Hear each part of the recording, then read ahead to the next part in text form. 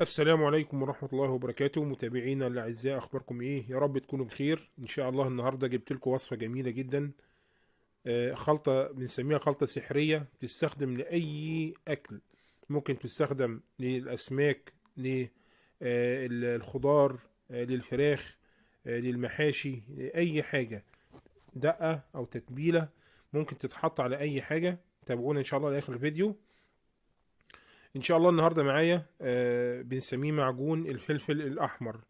معايا المكونات: معايا 2 كيلو فلفل احمر، معايا توم، وملح، معلقه ملح كبيره ومعلقه صغيره ملح ليمون، ومعايا خل. مكونات بسيطه جدا موجوده في بيت كل واحد فينا. يبقى معايا 2 كيلو فلفل احمر، ومعايا أو راسين توم، معايا معلقة كبيرة ملح، معايا نص معلقة ملح ليمون، ومعايا شوية خل.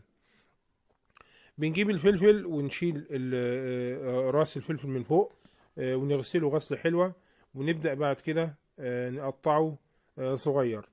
عشان طبعا بعد ما نقطعه بنحطه على حمام بخار، وبعد كده بنفرمه في الخلاط. يبقى النهارده معايا خلطة جميلة جدا.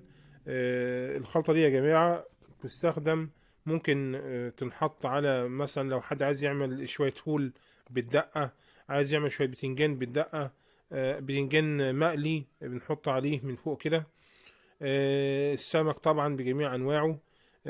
خلطة جميلة. الواحد بيطلعها من التلاجة او من الفريزر، تفك ويبدأ يحط فيها على اي اكلة جميلة جدا. لو حطيتها على المحشي، حطيتها على اي نوع خضار، على تتبيلة الفراخ، على تتبيلة اللحوم، بجد جميلة جدا وهتعجبكم ان شاء الله. بس تابعوني اخر الفيديو. بنقطع الفلفل. طبعا بنقطعه بذره. البذر طبعا بيدي طعم جميل وطعم حراق شوية. ده طبعا بنسميه فلفل أحمر حار. ازاي هنخليه يتعمل معجون زي معجون الطماطم كده؟ ان شاء الله تابعونا بس آخر الفيديو. نبدأ نقطع الفلفل الأحمر طرنشات كده زي ما انتم حضراتكم شايفين. ونبدأ في الوقت ده بنكون احنا حاطين حلة على النار، حاطين فيها شوية مية تغلي، عشان طبعا احنا الكلام ده كله هنحطه على حمام بخار. بنقطع الفلفل كله زي ما حضراتكم شايفين لغاية لما الكمية تخلص، وبعد كده نبدأ نحطه في حمام بخار. وطبعا الدقة ديت دقة جميلة جدا، يعني تشبه للكاتشب الحار كده.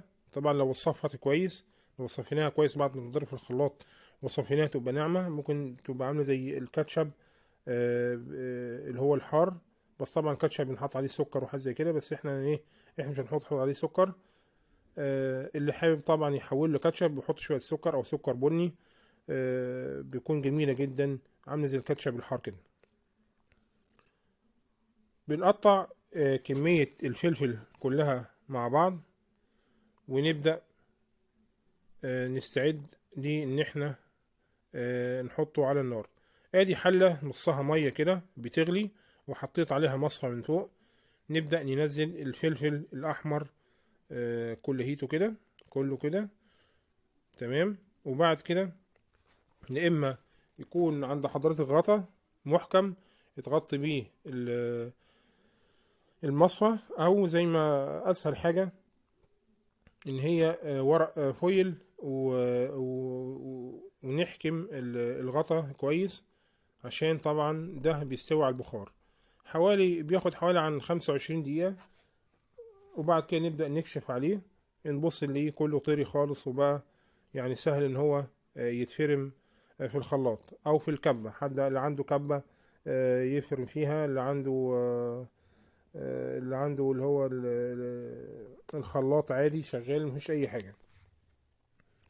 تمام، ادي هو استوى خالص وبقى طري جدا. بعد كده بنجيب الخلاط ونحط فيه حبة حبة كده ونضربه في الخلاط من غير اي حاجة طبعا. ده هو بيطلع معجون جميل وناعم، وطبعا احنا مش هنصفيه عشان احنا عايزينه كده. ده هو المعجون، معجون شكله جميل جدا. طبعا احنا لا حطينا زيت ولا حاجة، ده هو ايه، التلميعة دي تلميعة رباني كده. نحط الايه شفشة الدورة التاني، نضربه في الخلاط ونحطه على التاني كده، والشفشة التالت برضو، يبقى عامل معانا 3 شفاشة كبار من 2 كيلو فلفل احمر. ديت طريقة جميلة، يا ريت كل ست بيت يكون عندها الخلطة ديت. مريحة جدا للي حابب يعمل اي وصفة او اي اكلة، يدوب يطلع من الفريزر او من التلاجة ويدوب يحط على اي اكلة ولا حاجة، بتدي طبعا بتفرق جامد. وده هو احنا جبنا 2 كيلو، شيف عمل بالصلاة على النبي، عمل كمية محترمة شوية. عشان نطعم معجون الفلفل الاحمر ده، بنجيب حوالي عن 3 معالق كبار معجون طماطم. خلاص، ودي تكه جميله طبعا، بيدي تيست جامد قوي موضوع معجون الطماطم ده. طعم ولون طبعا، يعني طعم ولون، بيدي لون جميل، والطعم طبعا بيغير الطعم خالص. دي تكه جميله جدا يا جماعه، بتتحط على معجون الفلفل الاحمر. بتظبط لونه وبتظبط طعمه وبتخليه طعمه جميل. طبعا احنا مش هنسيب معجون الطماطم كده، لازم طبعا نحط له شويه اضافات جميله كده. بنحط طبعا بنحط له شويه ايه بهارات كده. طبعا احنا لسه هنحط اول حاجه التوم. التوم المفروم الناعم ده بنبدا ننزل عليه، توم مفروم تمام، حوالي عن راسين توم كبار. بعد كده بننزل بشوية الملح أو ملح الليمون. تمام، طبعا ملح الليمون دي فايدته كمادة حافظة.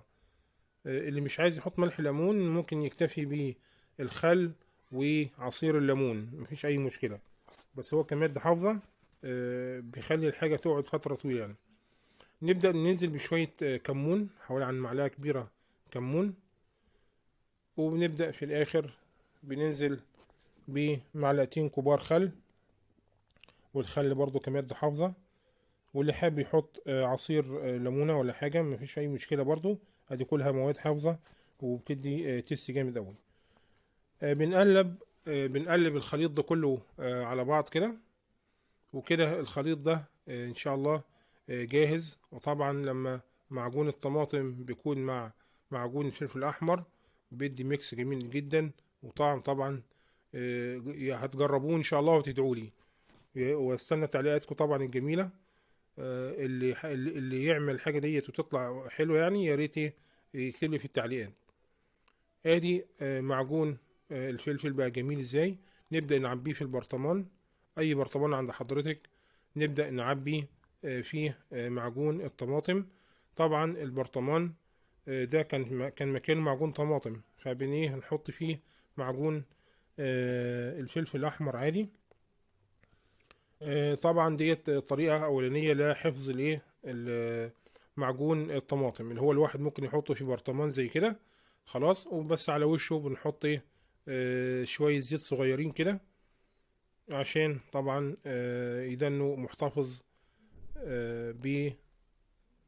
بالطراوة بتاعته وما يجرلوش حاجة من فوق. بنغطي البرطمان، دي طريقة. اللي حابب يحطه في برطمانات كلهم مفيش اي مشكلة. اللي حابب يحطه في اكياس تخزين زي كده، طبعا اكياس تخزين بنحطه كميات صغيرة كده، يعني على اساس ان ايه، ان الواحد لما يجي يطلع الحاجة يعني على بدل ما يطلع الكيس كله ويدخل تاني، لا بيكون كميات صغيرة، بتعمل حوالي عن معلقة كبيرة كده او معلقتين كبار كده في الكيس. وكيس التخزين طبعا ونقفل الكيس كويس اهوت. وطبعا على كل الكيس طبعا ممكن يعمل مرتين او ثلاثة حسب المناسبة اللي عند حضرتكم. اكياس تخزين طبعا حلاوتها ان هي بتتحط في الفريزر، ما بتاخدش مكان. وطبعا اللي حابب يخزن التوم يا جماعة، التوم بيندق كده مع عصير ليمون مع شوية ملح، وبيندق وبنحط برضو نفس الطريقة كده في في اكياس نايل، اكياس اللي هي التخزين دي، وتحط في التلاجة مفيش اي مشكلة. برضو دي طريقة برضو، ادي الطريقة دي جميلة جدا وسهلة ومتاحة عند كل واحد. اللي حابب يحط في برطمان يحط في برطمان عادي، طبعا يحط شوية زيت من فوق. اللي حابب يحط فيه اكياس تخزين ويحطها في الفريزر عادي مفيش اي مشكلة، كله شغال مفيش اي حاجة. ديت احنا بس بنقول فكرة وانتوا حضراتكم ممكن تكملوها. الخلطة دي يا جماعة جميلة والله، جربوها. ويا ريت طبعا تكتبوا لي في التعليقات. طبعا في حبايبي ناس كتير طلبوا مني بعض الاكلات، ان شاء الله هعملها قريب ان شاء الله.